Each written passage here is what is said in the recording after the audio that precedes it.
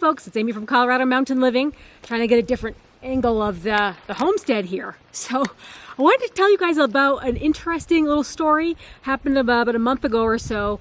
We were literally contacted by the program Homestead Rescue. I wasn't super familiar with it, but I'm sure some of you guys are. You probably watched the show. So I think that the premise of the show is that the homestead experts go out to help people that are trying to be self-sustainable, live off-grid, that type of thing, trying to help them be successful. Like, they may have been really in a hard place, failing at a lot of opportunities to get their power, get their water, even building their home. They may be living in really terrible conditions. My parents are big fans, and they introduced me to the show, so I'd seen a couple of episodes, so I actually knew who I was talking to. At least I knew what the program was about. But anyway, it's kind of interesting. I thought we would be a good fit for the program, and I thought they were reaching out to see if, we were a good match. And Rescue. The thing is, the show is called Homestead Rescue, so there's like a fine balance of it's not necessarily people who are like, man, I would love to homestead, and move out of the city. Right. It's more so people that are there already, who are just, up against wall after wall, and right. And ideally, it's folks that, like Marty is the host of our show, and he always says, we don't want to give handouts necessarily. We just want to help people that need a lift, right?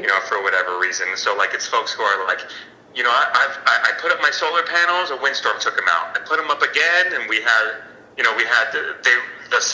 were blocked by the by the trees and the sun wasn't hitting them right. Right. Then we moved into winter, and then now we get zero sun. So now we haven't had power for 2 weeks. Oh yeah. So it's always something is just always happening. And solar is kind of like the basic sort of one that comes up all the time. But yeah. But we're looking for all sorts of challenges. Yeah. But I was thinking that we really needed their help last year. Let's rewind 18 months ago, before the winter really hit.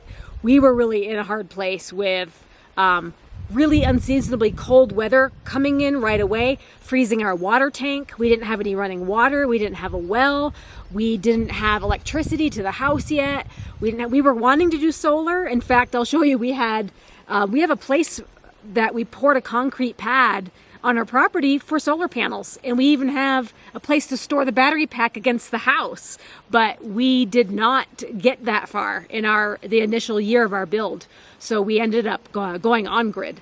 And then we ran into so many problems. I don't know how long most of y'all have been watching the show, but we have had frozen septic issues. We have had problems completing projects like our drywall and getting all of our plumbing completed, and getting our electrical completed and getting that signed off on. And we just have had a lot of different things that were stumbling blocks where I thought we would be a really good match for the show.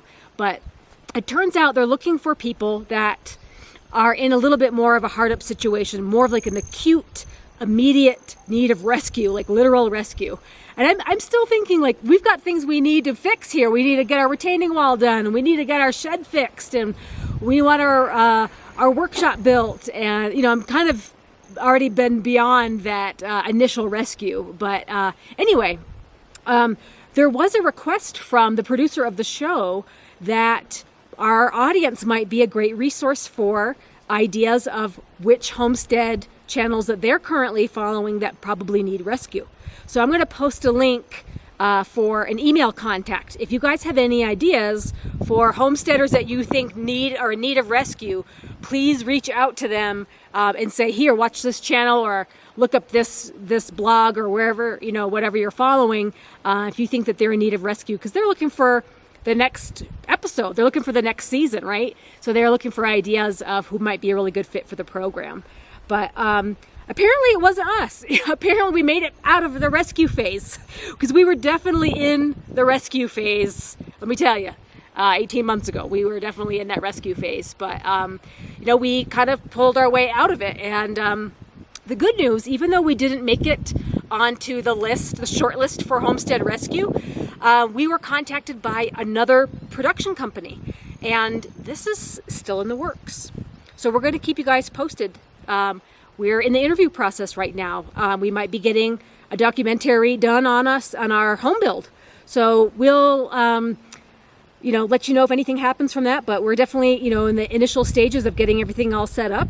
And we'll keep you posted on that. And if that ends up turning into some kind of episodes on TV, we'll let you guys know. But it's nice to kind of be on people's radar, that we've put a lot of videos out, a lot of footage on our build. And it hasn't always been easy to capture every moment.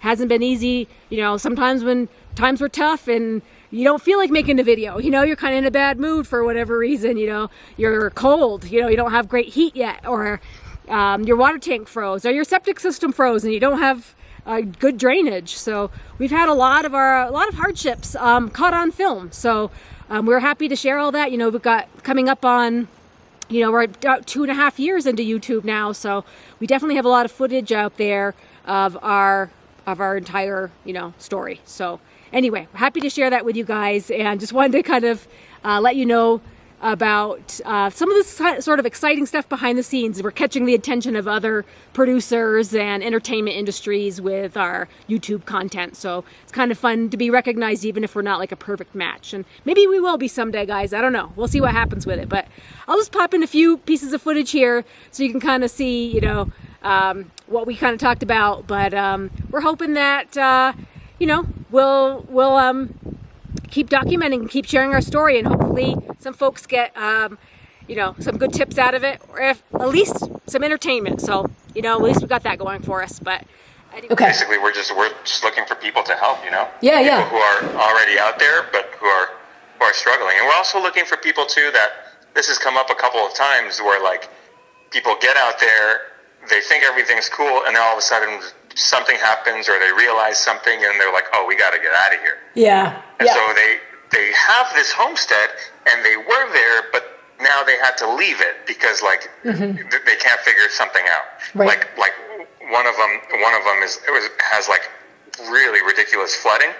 Yeah. And it floods their whole place and almost enters their living quarters. Yeah. So they're like what are we gonna do?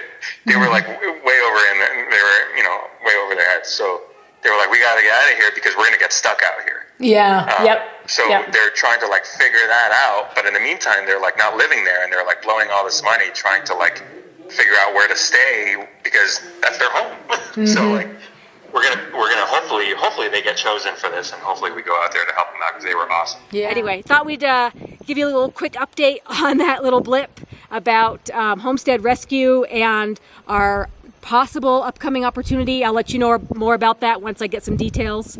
But anyway, we'll keep you guys posted. It's one of those weird Colorado days where I got to wear a coat, but it's also really hot when the sun comes out. So the sun comes out 70 degrees, but when the sun goes behind the clouds, it's freezing because the wind, the breeze is kind of strong. So anyway, we're working away, guys. We're working on our progress on our homestead, and calling it a homestead because we eventually want to be self-sustainable. Even though right now we only have we're only able to grow strawberries every year and rhubarb. We're not really growing a lot of food sustainably, but that could be solved by a greenhouse, right? We could be more self-sustainable with food with a greenhouse. And maybe with a little bit of hunting or fishing, we might be able to do some of that with our, local access here. So that, and then we still have that solar option that just might be coming down the road. We could tie into the grid and then, feed back into it. So we still have got some of those ideas for being more self-sustaining, kind of qualifying as a homestead. I don't know if just having beehives and property qualifies you as a homestead. I think in people's eyes, they're looking for that self-sustaining component, or being off-grid. But I think self-sustaining is the more accurate term for when you think of a homestead. You're kind of your own entity that you can kind of thrive. And I think a lot of people are thinking about going in that direction. So, we'd like to take more steps in that direction too. So anyways, guys, that is sort of a quick little fun update, and we'll keep you posted on the progress of the stairs, the progress of the bees. I checked on them earlier today, so I'm going to give you an update there, and we'll see you at the next video.